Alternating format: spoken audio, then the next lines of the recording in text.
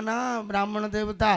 बोले महाराज अब नहीं छोड़ना क्या, बस हमारे दुख को दूर करो। बोले क्या हुआ, हमको संतान नहीं है।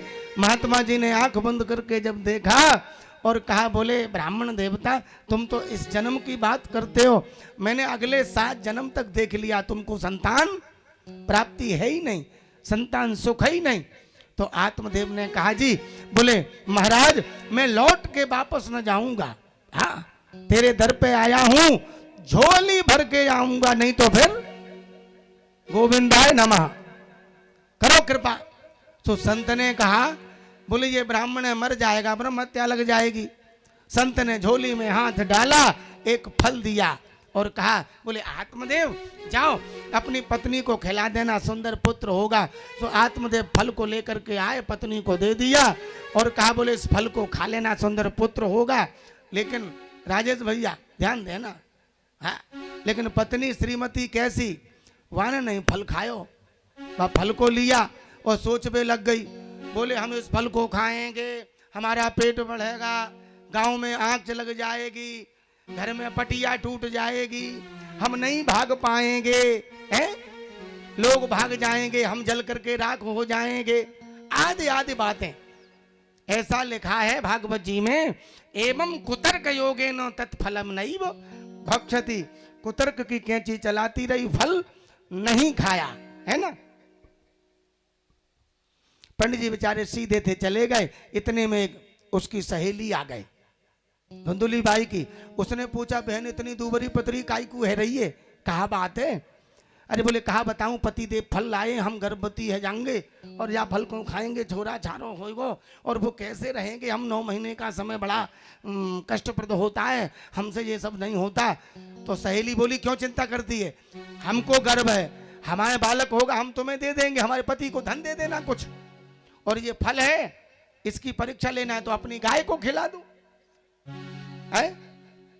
तो फल तो गाय को खिला दिया जो महात्मा ने दिया था, है? और उसकी सहेली को जब बेटा हुआ, रातों रात व्यवस्था करके धुंधुली बाई के पास व्यवस्थित का पहुंचाया।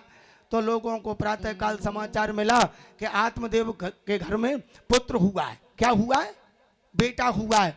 अब तो महाराज जहां कहते ना कि पथरा पे दूब जमी हो तो फिर वहां कहां से को बेल ही फूट तो थरिया आलू की हो, बजे तो है कि ना बजे तो, क्यों बूढ़ी अम्मा पूछो, है जब मोड़ा मोड़ कहते नहीं काफी समय के बाद छोरा हो तो फिर कौन से की थरिया बजे साहब, है चकाचक थाली बजे साहब, पंडित जी के द्वारे पे भीड़, बोले साहब छोरा है गयो लाला भयो है पंडित जी के। सो धुंधुली बाई थी पंडितानी, जैसा नाम वैसे गुण। सो बोली है पंडित जी, बोले हाँ जी। बोले सुनो हमारे स्तनों में दूध नहीं है।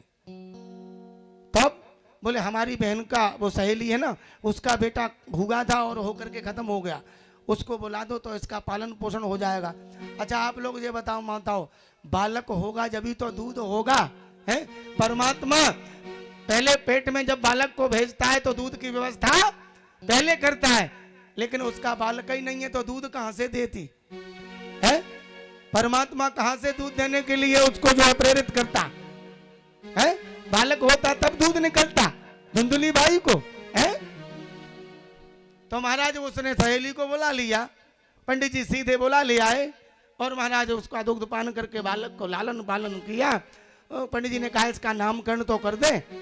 सो धुंधुली बाई बोली सुनो जी बा, 9 महीने कष्ट हमने झेले और नाम की बारी आ गई तो फिर टिंकू के पापा आप रखवे लग गए, ऐसा थोड़ी होगा। तब बोले मैंने जो है 9 महीने कष्ट झेले हैं तो हम ही नाम रखेंगे। तो पंडित जी आत्मदेव बोले बोले तो तुम ही रख लो। बोले सुनो मेरा नाम है धुंधुली बाई और मेरे बेटे का नाम धुंधकारी। क्या नाम? धुंधकारी। तो ऐसा वर्णन भागवत जी में कि धुंधकारी थोड़ा सा बड़ा होने लगा, समय अनुसार जो गाय को फल खिलाया था उसको भी पुत्र हुआ, लेकिन कुछ गाय के अंश थे इसलिए कान गाय कैसे होने के कारण उसका नाम गौकर्ण रख दिया। दोनों बेटे बड़े हुए, एक कुख्यात हुआ और एक विख्यात हुआ। सज्जनों आज